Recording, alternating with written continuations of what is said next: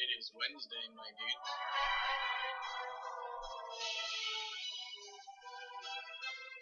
It is Wednesday, my dudes.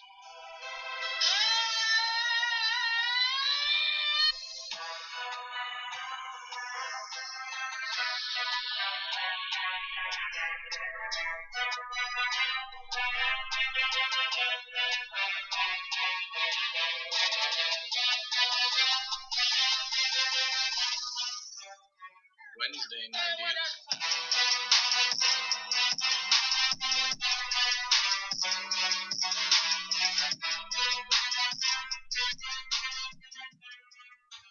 And welcome in to We Talk Sports Good. It is Wednesday, my dudes. And we're here with the crew. We got Randall, Caleb back, and joining us, the creator of the new intro song, DJ Cody Cabal. Yeah. Ooh. That's good Thank you for the stuff. shout out. Yeah. Appreciate it, Cody, getting you back in the Beats lab, right? For sure. How long did it take you to make that? I think an hour or so. That's not bad, dude. That's solid. That's solid work. That will be Thanks. enjoyed for a long time. Thank you. I'm glad you guys like it. Yeah, for sure, man. Thank you. Yeah. It took me an hour just to kind of like barely do anything on GarageBand, so just kind of Yeah, Dom spent a really long time on GarageBand, and I feel like what you had was a little bit better than Dom's. No offense. It's a lot better. Dom's wasn't bad. Dom's wasn't bad though. Yeah, Dom's wasn't bad. For amateur work, not Definitely bad not. at all. Yeah, I appreciate it. But yeah, it was more of a sample to get to Cody so that he could really do the work there on it. So, anything you Right. want to plug, Cody, your Twitter or anything, you know? No, I'm okay. Cody's writing a TV show. I am. I'm also a screenwriter in New York. TV show. What about? It's an all black animated TV show. It's like Avatar-ish, but it's like black created, black characters, black narrative, all that stuff. Hell yeah, man, that's awesome. Thanks, That sounds appreciate pretty it. dope. So I guess I'm not getting a voice role then, Cody. I'm I mean, you big can, on, Don. big on avatars, so. Yeah, Avatar's awesome. So if you tell me it's anything like that, I'm down. If you're into Avatar, I'm sold. Just as long as it's not the live action version. We're No, okay. no. Because that's It's gonna be animated, definitely. good. Awesome. Well, thanks for joining us here. We're going to some recap here of UFC 249 as Randall got you that pre-fight scoop, and he'll get you the recap there of the card. Then we're going to cover some of the top 15-ish remaining NFL free agents, maybe some of their better fits, and kind of wrapping up near the end. Maybe a little last dance talk, maybe a couple topics here and there. I know there's a whole bunch that could go very well more than just one show, but kind of touch on that, and of course the tweet of the week at the end. So we'll kick it right off. Randall, your fight recap. Yeah, man. Well, first off, I want to point out that I only missed one pick on my fights, and quite frankly, I'm pretty pissed about that one pick because a certain fighter should have done a lot better. So I should have looked a lot better than I did. But honestly, I mean, kind of the first thing is just talking about how it felt without the crowd, a really big full fight card, a lot of really good fights without the crowd. And I'm not gonna lie, I kind of liked it quite a bit actually. Dom, I know you caught a little bit of the prelims. It was I don't know how you felt about it, but the energy still felt there for me. You could still, you hear every single punch. You hear the corners. You hear the guys breathing. You hear a few fights you saw them talking trash, and you could almost make out what they were saying a little bit. I mean, I really enjoyed it. I could actually, there's the intros that the intros were lacking a little bit just because you don't have the roar of the crowd. But everything else felt just as good to me. I feel like I could get used to no crowd. I don't know about you. Yeah, I mean, I think really the only thing was the crowd that really made. I mean, the intro. Sorry, the intro is where the crowd would Yeah. respond. I mean, having the fight on, honestly, I didn't really notice it. And like you said, you can kind of hear the Right. coaches talk. You can then they were playing off of, oh, you heard the coach say this. This is why the coach is saying that to Hmm. to the fighter. So it was, I mean, honestly, pretty normal-ish. Just the intros Yeah. were definitely lacking the hype. Yeah, and it made for some interesting factors, not having the crowd there that I'll get into a little bit later. That like actually I feel like affected. Well, in one fight it actually legitimately affected the fight. So, but I'll get into that. So, I'm gonna skip a couple of the prelims. One that you definitely have to talk about is Nico Price versus Vincent Lecoux. I mean, wild fight. Both fighters were throwing like everything they had, but if you saw that one, Nico's eye just gets destroyed, and it forced an official stoppage. That one was pretty entertaining. I didn't even cover that one because I don't know. I didn't really. I knew Nico, but I didn't know the other guy that well. So it ended up being one of the more entertaining fights for sure. Then you had Michelle Watterson versus Esparza. I got this prediction right, but I actually think I shouldn't have. Esparza won by split decision, but truth be told, I'm not sure Esparza won a round in my eyes. Round one was close, so was the third, but the whole fight, Watterson was just like stuffing her takedown attempts the entire time. And I don't know, to me, it felt like she actually won the fight to me. Watterson did. I got that one right, but I didn't feel like it was, I should have. But either way, Esparza gets a little bit closer to trying to get a title shot, and Watterson drops down. But I feel like both of them have a legitimate shot at some point to be challenging for that title again. So next was the only fight I got wrong. Olenek beats Verdum by split decision. I know, Dom, you saw this one, but Verdum Yeah. just came out sluggish. Didn't really feel like he was in shape. He's never been like the most in shape looking dude, but this fight particularly, he did not look very in shape when he went in there. I don't know if you noticed that too. He looked better in the second half. I mean, Mm-hmm. but yeah, it was just the beginning was so bad for him that wasn't enough. Yeah, especially that first round was rough. Because like that whole, he kind of caught on to the speed a little bit better, but like that first round, like Olenek was just throwing stuff, and Verdum wasn't even coming close to like dodging, blocking, weaving, anything. Like it was bad. And to me, yes, Olenek has good chokes, he has good submissions, but Verdum is a master on the ground, master Brazilian jiu-jitsu, and he didn't even try to take it to the ground until late in the second and late in the third. I don't know why he didn't do that. He would have won on the ground. I don't know. He was really disappointing to me that fight. He lost it, and he deserved to lose it. I mean, the way he came out, and then his game plan to try to stand up with Olenek. I didn't know that Olenek had hands like that necessarily, but like even if you don't know that coming into the fight, he hit you like with a few right at the beginning that you should go, oh, I probably shouldn't stand up with this guy. let me take it to the ground because he's absolutely destroying me, but he didn't. So, I think Verdum will get it back on track. I don't know if it's ever in the cards for him to have another title fight though. He's so up there in age at this point that I don't know if it's there, but I definitely think he'll get it back on track a little bit. Next was Anthony Pettis versus Cowboy.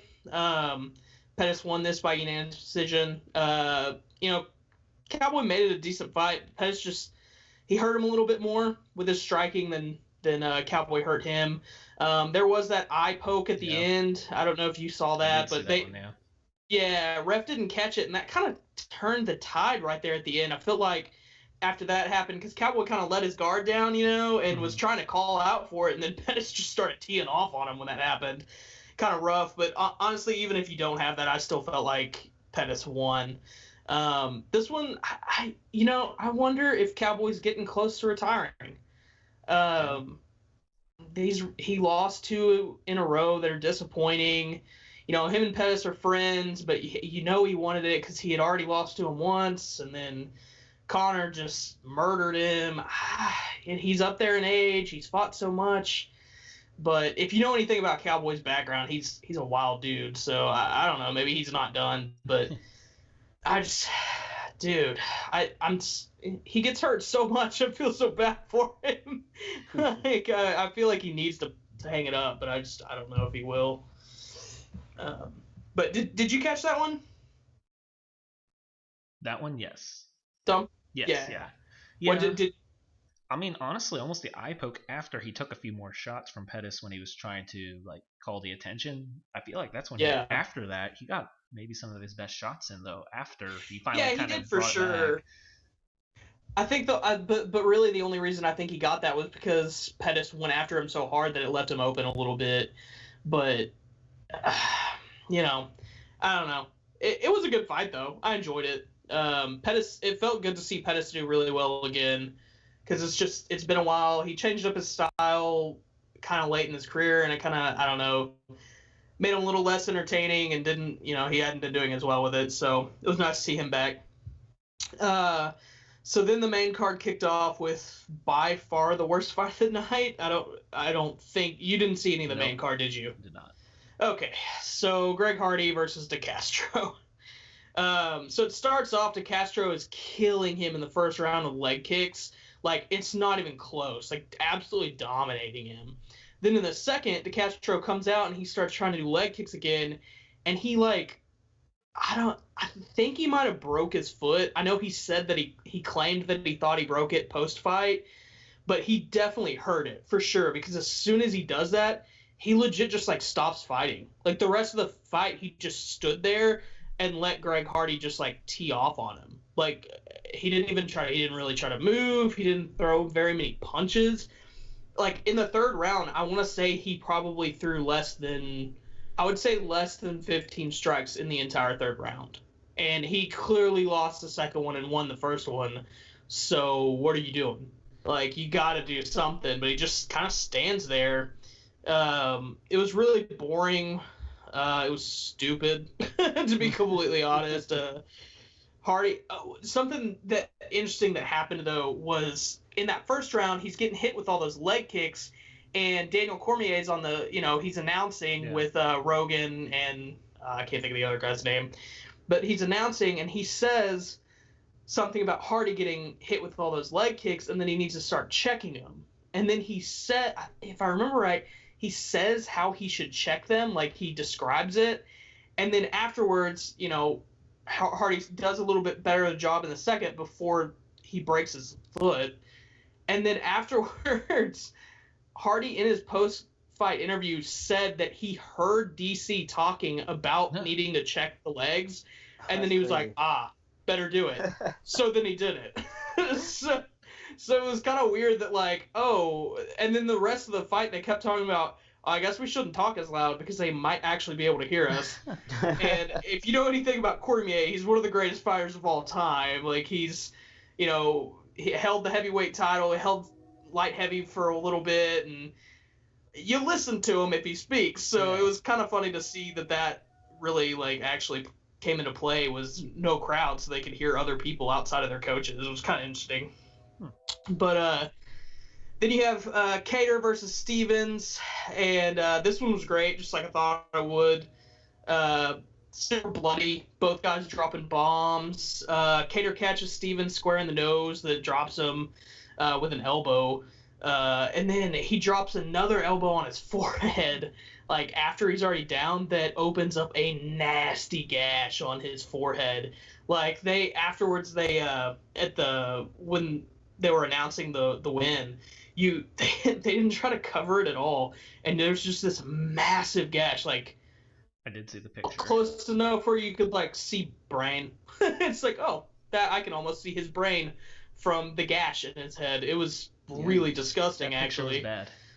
Yeah, it's really bad. But yeah, he won by TKO in the second. It was a really good fight. But Cater feels like someone who could be contending in the next couple of years for sure in the featherweight division. He even said in his interview that once he kind of can put everything together that he has, that the whole division, is going to get put on notice. It's kind of true. He's really good. So next was Ngannou versus Rozenstruik. I'm sure y'all have seen this one on Twitter. Yeah. There's not much to say about Ngannou. He just decided to give Rozenstruik like 15 seconds to try and actually do something, and then he was just like, nope, gonna blitz him. So then he just blitzes him with all these wild haymakers, catches him with one, and it's lights out. I mean, KO'd him in, I think, 20 seconds. That is what the card says. Yeah, so, I don't know, Ngannou post Derek Lewis and Stipe, those losses that he had right in a row, he just feels like the best heavyweight in the world. You have Stipe, heavyweight champ, and then DC, number one contender. They're both in the twilights of their careers. They're both old guys. And even DC, talks about him, and he kiddingly makes jokes about, I don't want to see him. But you're like, I kind of feel like you don't. Obviously DC's going to try to take him down immediately, and who knows, maybe that wins for him, but even if he can take him to the ground, do you still want Ngannou punching you from on the ground? I don't think you want him hitting you at all. So, I don't know. I just feel like, Ngannou's next fight will for sure be a title fight. And I get the feeling that he's the next champ, and that it's probably going to be a while until somebody thrones him, because I don't really feel like there's anybody near him that's not 37 like DC and Stipe are. So I feel like he'll be there for a little bit as a heavyweight champ once he gets there. So, but yeah, if you haven't seen that, go just Google his name on Twitter, because it's pretty insane. Next was the co-main event, the bantamweight title fight between Cejudo and Cruz. Cejudo just completely dominated this and gets the stoppage in the second round. But honestly, I don't know if y'all saw this on replay either, but Cruz gets kind of upset because he felt like he gets TKO'd, he's on the ground, and Cejudo's, ground and pounding him, but he's slowly still trying to defend himself and get up, and the ref still calls it. Yeah. And I kind of agree with him. I feel like he was getting beat bad, but I felt like he was still trying to make movements towards getting up, and I still felt like he was definitely defending himself. I didn't feel like all of those punches were landing necessarily. So I get where he was mad, but that really wasn't even the big story that came out of this, because I'm sure y'all saw this too. Cejudo ups and retires after he wins. He's only 33. He's a 2-belt holder.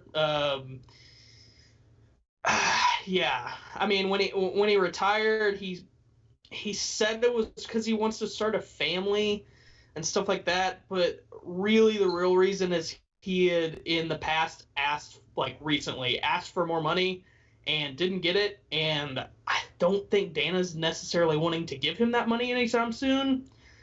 So that's really the reason. I gotta be serious. I doubt that it's the last time we've seen him in the octagon.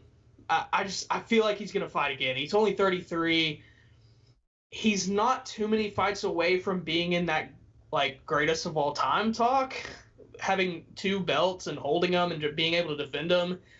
And there's a few guys left that he hadn't fought that I think him being a competitor. I mean, he's a gold medalist Olympian, so he's a competitor, and he's a huge trash talker. So I feel like, that's still in the cards for him. But last was the Gaethje and Ferguson, and if you saw any of this, just an absolute amazing performance by Gaethje.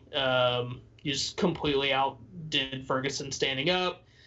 Never even takes it to the ground, despite the fact that he's an All-American wrestler in college. At one point in the second round, you hear Gaethje's corner tell him that he needs to stop swinging so hard and to take 10% off, which I thought it was kind of cool, because that's something you wouldn't normally hear.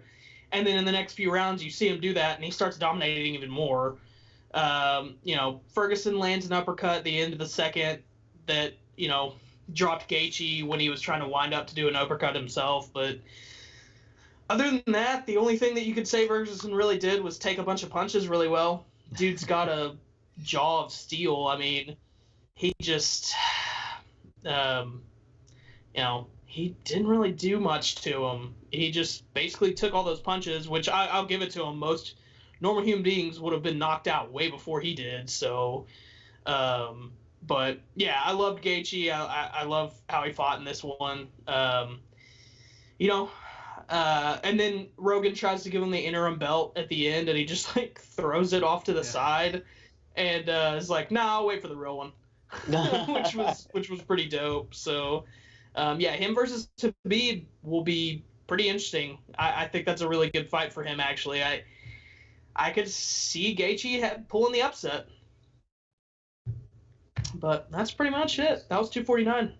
And there's actually a UFC event going on right now that I should be watching, but I'm not. So. I saw that pop up on Streak for the Cash. I was like, I didn't realize there was even more going on. Yeah. They have them tonight and then Saturday again. So all in the same place in Jacksonville. Gotcha. Well, interesting. All right. Well, if you want any more advice from UFC, of course, hit up Randall. Like he said, he only missed one, so you might want to hit him up for some UFC advice. So, gotcha. Before we move on to NFL free agents, Cody's going to be hopping off here, so just want to thank Cody, of course, for the great new intro song. Follow him on Twitter, Cody, aka underscore Mr. Cabal. AKA underscore DJ Cabal. Oh no, Mr. Cabal. My Instagram is Cody, aka underscore DJ Cabal. There you go. DJ Cabal to all of us. So appreciate it, Cody. Yeah, thank you so much, man. Bye, fellas. All right, see ya. Great intro song. So, like Randall said, we'll be using it for quite a while. It's Wednesday, my dudes. It is Wednesday, my dudes. We're just getting all these updates.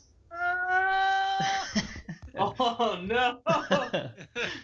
The sound off of Caleb. He hadn't made a noise in a while. He thought he'd let everybody know he's still here. Gotta let the boys know. Let everyone know. So we will move on to the kind of top 15-ish remaining NFL free agents. So we'll kind of hop around here on the list we kind of threw out there. Of course, if you want to jump to a player, feel free to just throw them out there and some good fits. But I think the most obvious one out there is Clowney still. Yeah, kind of. I know there's the expected fits, but where do you guys think he should go, or maybe the best fits? It could be kind of where maybe your dream scenario or best fits, kind of wherever you want to take it. I'll let you go, Caleb. I've talked a lot already.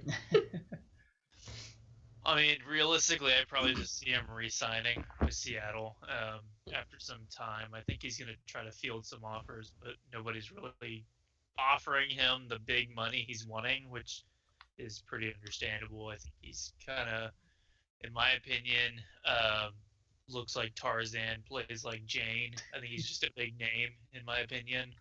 The production's just not there for what you want for like a premier pass rusher. I think he's good in the run game, but if he's looking to get paid big bucks from the edge position there, I mean, he's going to have to start producing some sacks.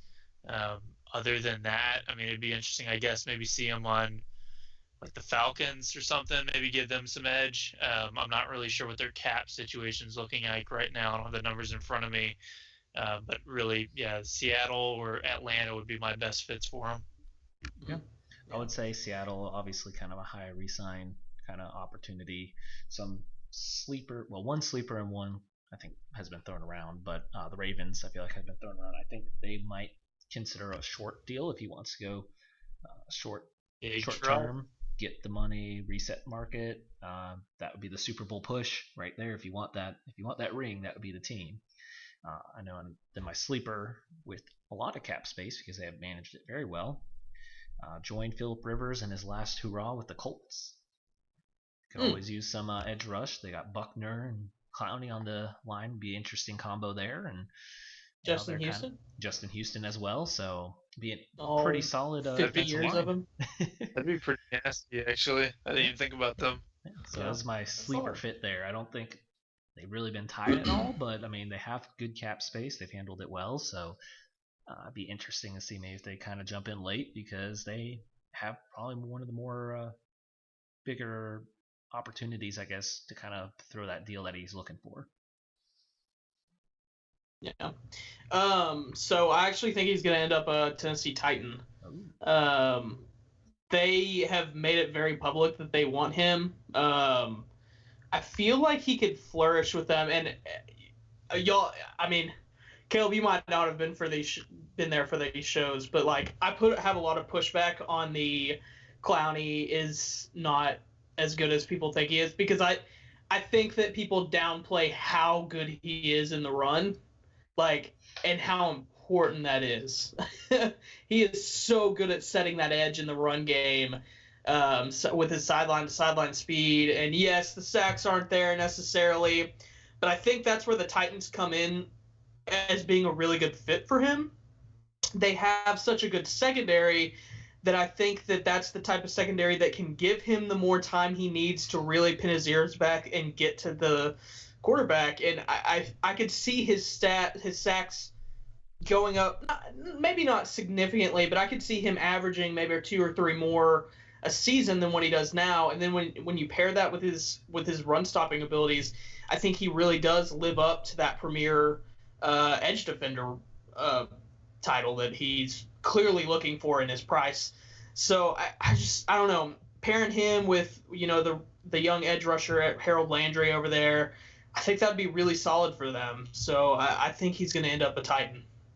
All right. It'd be interesting to see. Yeah, maybe they make a Super Bowl push with Tannehill and Clowney. There you go. All right, well, we're going to flip it over to the offensive side, and of course, biggest name still out there is good old Cam Newton. And at this point, I know there's not a ton of options left, and I know Caleb, you kind of talked about maybe it's sit out for a season or wait until someone gets hurt, since he obviously said he wants to compete for the starting job.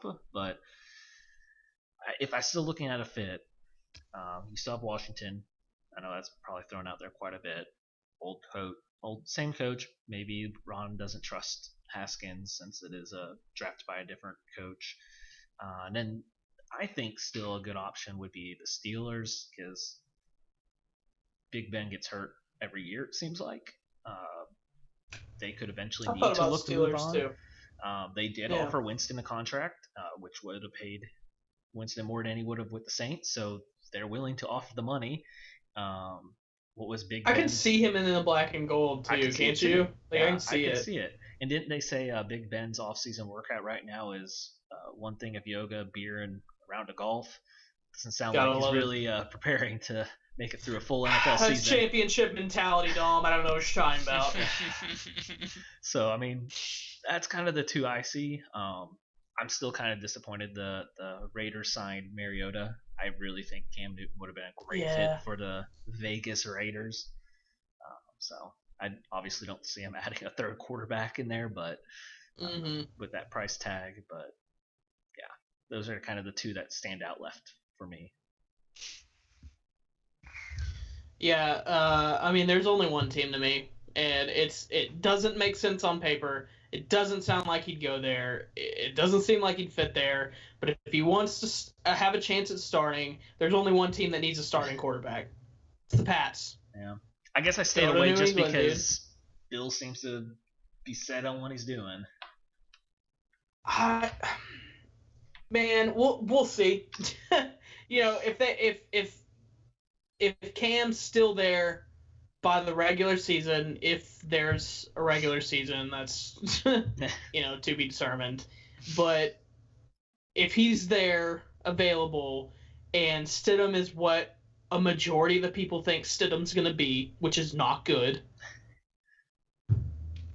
I think Belichick's like almost too competitive to not give his team the opportunity once he realizes this is going south. Like, if you think let's say Belichick starts like 0-3 with Stidham, do you find him being like complacent and being like, well, I guess we're just gonna rebuild this season? I don't. Yeah. Like I see him being like, no, we gotta win. Like this is not acceptable. And when you have Cam Newton, who's an MVP, took his team to a Super Bowl, was not too many plays away from winning a Super Bowl, available, and he's still not young, but he's not like he's not Tom Brady old. So he's still young enough to be able to run. So why would he not take a shot on that? I mean, that's just me. I don't know. Caleb? So, I mean, Cameron Jarrell Newton, Ace Boogie is my favorite player of all time. So it pains me to see him, not with a job.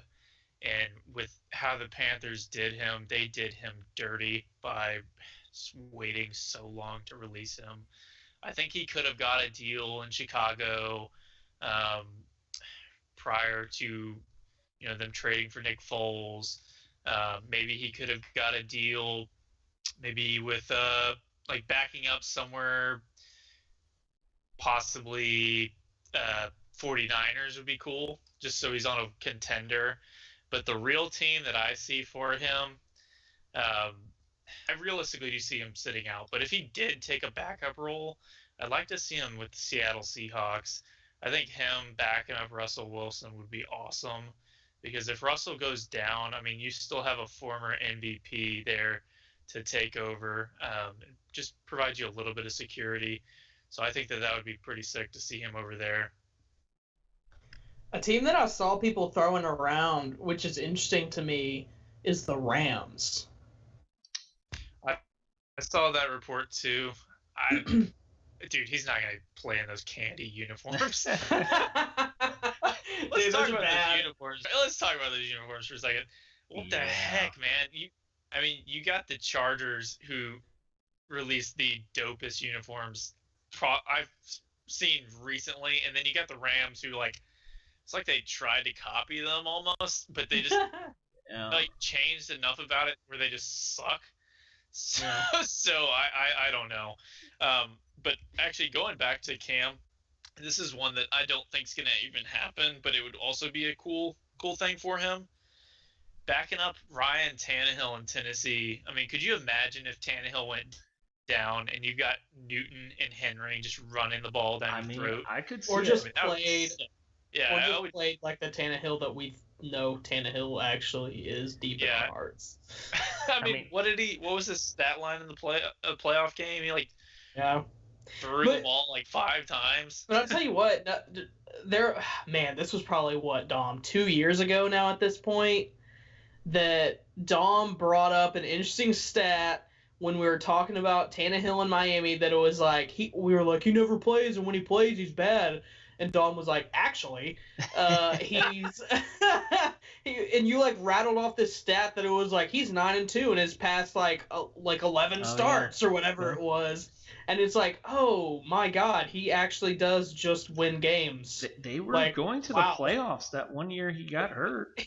Yeah, he's somehow actually a good game manager.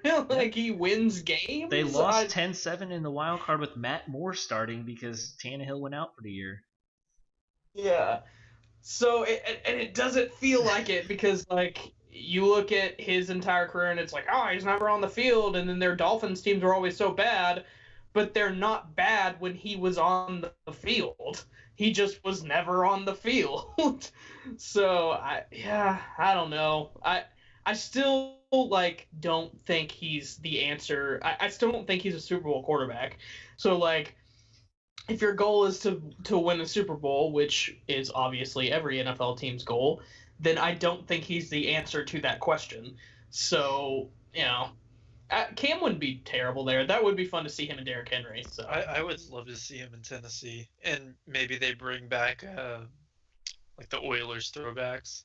I'd like to see him in the number 1 or something. Or do they still have number 1 retired over there technically? I don't know. I really don't even know. He could just go to 2. Yeah. Wasn't he 2 in college? Yeah, he was 2 in college. Yeah. but then he's gonna have to redo his entire brand, Chosen, or whatever it is. I love how you know his brand. I had no idea that he Dude, Cam's my favorite player. I know that and Mighty Joe Webb. Dude, oh my gosh. We But loved that Mighty Joe Webb. Tannehill stat, that kind of reminds me of like a lot of Jets fans. There's one Jets like reporter, Michael Nanya. He put out this. He throws out ridiculous stats just to be funny. But it was like Sam Darnold's career record when wearing the same colored jersey and pants, 9-3. When wearing different colored jersey and pants, he's 2-12. So that gives you an idea of what kind of quarterback he is. So he's colorblind. See, that's the uniforms you need to wear. He was called the monochromatic god. Matches perfectly with the sun god. That's awesome. Well, we'll move on to, we'll give you this one since he's just recently released from the Saints, Randall. Larry Warford. So, no trade, just released. Do you have any ideal fits for him? It's fine. It's fine. We still saved the cap space. That was the whole goal. Sure. I'm happy. Now I enjoy our draft. So, I'm going to actually, so this one's, I don't know, this one might be out of left field. But I'm going to say the Bengals for Larry Warford. The interior line there is young and they're kind of rough around the edges a little bit, and I don't know. I think Larry would be good for a season or two there, just to keep Mixon chugging along, and then try to keep the interior rush away from your new star quarterback. So yeah, that would be my pick for Larry. Okay, well I'll kind of go with the young route too. I was going with the Cardinals. Yeah. Can use any offensive line help, so they have good cap space. So why not throw them in there? Get Kyler some more help. So pretty much, it was a pretty straight shot for that one for me. Caleb? Yeah. This is me being. I mean, I'm not being a homer here, but you're picking the Jets. We know you. Yeah, just say it. The reason is because the Jets' offensive line is they're terrible. But Joe Douglas has done a lot this offseason to rebuild it, and one key piece just was given to us right here by Larry just being dumped on the market. I mean, I think that the Jets probably would have sent like a late round pick to the Saints if they were just patient. But we've got Brian Winters as our right guard, and that's just not acceptable. He's taking. Caleb, have you seen the way the Saints draft?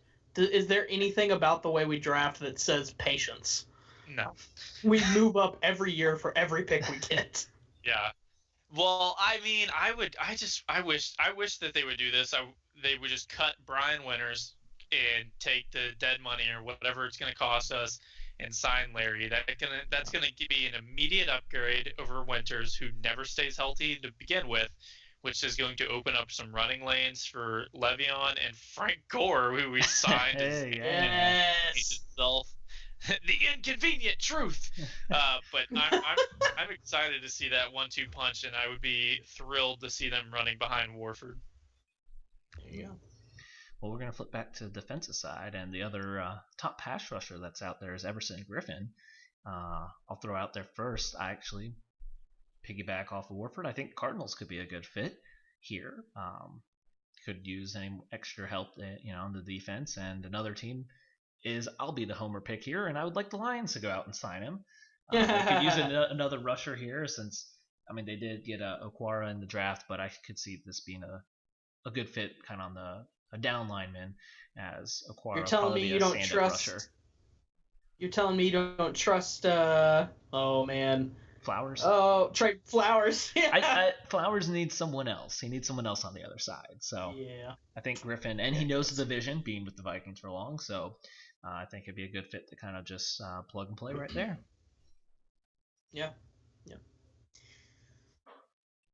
Oh, Everson Griffin. I'm gonna say the Seahawks actually, because I feel like it's a foregone to me. I know one of y'all said that he's gonna be a Seahawk again, but I feel like it's foregone conclusion that he's gonna be gone. He's gonna be cheaper, obviously, especially because he's older. And they have to have some type of pass rush because L.J. Collier and Darrell Taylor just is not going to cut it for them next season. They got to have some kind of pass rush, and I think Griffin would fit well over there. Yeah, I'm gonna piggyback on Randall. I was gonna say the Seahawks as well, just because it is cheaper than Clowney. But I think realistically they'd rather have Clowney. But I think that they'd be happy if they settled for Griffin. I mean, he'd be an upgrade over what they have. He'd be an upgrade over a lot of teams, and I think it'd be cool also if the Jets signed him just so we have somebody to rush the passer. But I realistically see the Seahawks. Okay. I started to give Clowney to y'all just to make you happy, but then I was like, that's not gonna happen. I honestly wouldn't be thrilled if the Jets signed Clowney because we need more of a pass rusher. Like we've got plenty of guys that can stop the run. I mean, Jordan Jenkins does an excellent job of that, and we've had Jordan Jenkins. I feel like is an underrated pass rusher. He's very underrated, and he's gotten better every year. So I'm excited that we re-signed him, and he's definitely our best edge rusher that we've got on the team. But yeah, Clowney wouldn't be a good fit for the Jets, but Everson Griffin would be pretty solid. I'd be cool with that. Okay. Go back to the offensive side. I think really the only passing weapon out there really worth a lot is Delanie Walker. Very consistent tight end, a good run blocker as well, and he has the most fits, I think, personally. 3 teams that just don't have tight ends: Panthers, Bengals, Washington. Just line up right there. And then I'm throwing in an interesting trade scenario with a signing of Walker. So Giants seem to want to move Ingram. So the Giants trade Ingram to the Jags. We're trying to go all young and give Gardner a new weapon in the passing game. And then the Giants go out and sign Delanie because they would prefer a better run blocking tight end who can contribute into the passing game. Can I give you some pushback on that one though? Sure. Jags wouldn't do that because I know that I'm not trying to compare the two at all, but they just signed Eifert, and I mean, yes, but it's Eifert. Not the same. But is he going to stay healthy? But the fact that they spent money already on tight end, I don't see them doing it again. But is Eifert going to stay healthy? I mean, no, he won't. But do a little like a Patriots type offense back in the day. I mean, you already did compare Gardner to Tom Brady. Minshew's the next Tom Brady. Yeah, there you go. So here's the question: who's going to murder somebody? Oof. I got a feeling it's Eifert. He's gonna like tear his ACL and be like, all right, I only have one option here: be injured and murder someone. God. I'm gonna throw out a good one for Delanie, or in my opinion, a good one for Delanie Walker. The Cowboys. I think that gives them. I don't like their tight end at all. Was it Blake Jarwin? I think that Delanie Walker's obviously a better fit. He does add that run blocking as well, which can help with Zeke, and if you try to do any design runs with Dak anymore. But yeah, I think Delanie Walker would be an excellent fit in Dallas. Yeah. I said Redskins. I think Haskins needs another veteran he can rely on in the passing game, and Jeremy Sprinkle is not the best main option at tight end for them. So I think Redskins would be good there. Did y'all see? There's like an article about top football names of like all time, and you got people like Night Train Lane. You need to put Jeremy Sprinkle up there too. It's an awesome. Is Youngblood on there? I don't know. I didn't see the official list, but he should be. Tyrone Swoops should be there. Absolutely. This is best the 18-wheeler. Yeah, dude. Well, then the last, or not last, but offensive weapon I want to throw out there is Devontae Freeman is a free agent still. I had kind of 2 options here. Chargers to have someone split with Eckler so he's not just getting the full carry, since obviously Eckler's a great passing weapon. Maybe they do want to give Justin Jackson a lot of carries, but I mean, if they can get Freeman on a year 2 deal, I don't think it'd be a bad idea. Maybe if the Jags do move on from Fournette, then they bring in Freeman on a 1-year deal to then draft someone following. So that's my Freeman fits. Yeah. So I was tempted to say Titans for him because I thought he'd be great with Henry, and I think that's kind of what they were originally going with Dion Lewis, but didn't really work out there. But I think what's more of a fit and more pressing would be Eagles or Bucks. And because I don't want to give the Bucks any more weapons, I'm going to go with the Eagles. They really need some running back help. I So like Miles Sanders. I think he's going to break out soon. I do too, but do you know who their backup running back is? Do they still have Smallwood? No. Oh, I don't know then. I believe Boston Scott? I believe it's Boston Scott right now. Okay, yeah, another one wouldn't hurt. So, but no, they need some help. Oh wait, no, it might be Corey Clement, which I would still argue they need some help. Fair enough. Caleb? Yeah, I was gonna agree though. I had him as the Buccaneers, and I don't think that he fits as like a running back anywhere he goes. He needs to be somebody that's splitting carries because that's kind of what he was best with when they had Coleman there with him. Mhm. That was a nice 1-2 punch, and I think that's just kind of what he's built to do. He's 5'8", so. The fact he brought up Tennessee Titans would be awesome, just to see them kind of recreate that legendary photo of Derrick Henry standing next to Dion Lewis, where he just looks so small. You know what I'm talking about? Yeah, Freeman's small too. And I he's know like he's 5'9". I think he's 5'8". But yeah, Freeman would be cool to go to Bucks. I think that gives them some help there. I think, as far as I know, they should still have Ronald Jones and RJ. I think they still have Peyton Barber. No, I think Barber's I gone. want to say he's gone because I'm pretty sure their backup right now is T.J. Logan. Okay. Well, Ronald Jones, I think that they still believe in the guy, but I think that he would work very well with Freeman. So I'm going to give him the Buccaneers. Yeah, they for sure still believe in him for some weird reason. Oh, wait, they did draft Keyshawn Vaughn. They did, I forgot about that. Yeah. Still, I mean, Yeah, throw they it still in there. need somebody. They still need somebody. Ronald Jones, actually, looking at pulling him up, I mean, his first year, He didn't have a bad season last year. Yeah, he didn't. He averaged 1.9 yards his first year, and then he improved drastically when he got a lot more carries. Yeah. 4.2, which is pretty good for an NFL running back. But I still don't think he's just like an exclusive number one guy like you have with like Zeke and Saquon. Yeah. All right, well, the last offensive guy I'll throw out there is on the offensive line. It's the good old veteran, Jason Peters. Yes. Does someone take the flyer on that 1-year deal for Jason Peters? You got anyone, Caleb?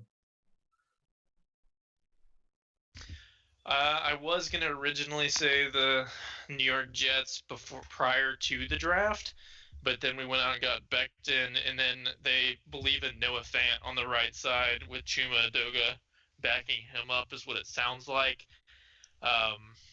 You could maybe pencil him in with like the Browns just to kind of throw him in there, and maybe have Wills be on the right side. Try that out for a year. Buccaneers, I'm just kind of looking at like people I view as like, or I don't view the Browns as a contender, but like the Buccaneers, I could kind of see them as a contender just because they added Tom Brady, which is not going to turn the ball over 30 times. Other than that, I don't know. Titans. I got one. Just shore up the line for the Titans. Anything. I mean, the Titans were like maybe a couple pieces away from contending in the Super Bowl, which no one kind of pegged them to be there. But I mean, they showed that they're a legit team. Yeah, I think he's just going to go to a contender for sure, though. If he went Titans, though, he'd have to flip to right tackle because they love Lewin. Yeah. But I have the Redskins. They desperately need a left tackle who can start this year. They have no one there. It's really the offensive line is going to be an issue next year for them, and they desperately need a left tackle. And if you want any chance of Haskins developing, you have to not let him be on the dirt every other play. So I think Jason Peters would be solid for them, and then they need to look at drafting that next year. immediately, like their first pick. Like, get Cosme for sure. Out of Texas, baby, hook 'em. Well, I'm going to go with similar with the young quarterback, the Broncos. Bowles is just a penalty machine. So at this point, I think we're going to go with get Peters in there and give some time to find a replacement, and then you have Bowles as a backup if you really need to. But yeah, I think it'd be a good idea to get someone else there, since that's kind of a position that's just penalty filled for them. You got had more Corey weapons, so. Glenn go in there. Okay. Yeah. I mean, I'm sure Drew Lock would love that. Yeah. Yeah. So we'll finish here on a couple real quick on the defensive side. We're gonna throw this one out there because I think Randall would like to mention, but Eli Apple. Oh, yeah. So I thought about saying Saints, but I don't know if you're gonna say them, but I'll go ahead and spoil it. Akeem Talib. I want Saints. Okay. My bad. We'll combine those two because back. I was gonna say Apple, Saints, and Bengals because they could use just an extra guy for another year's two.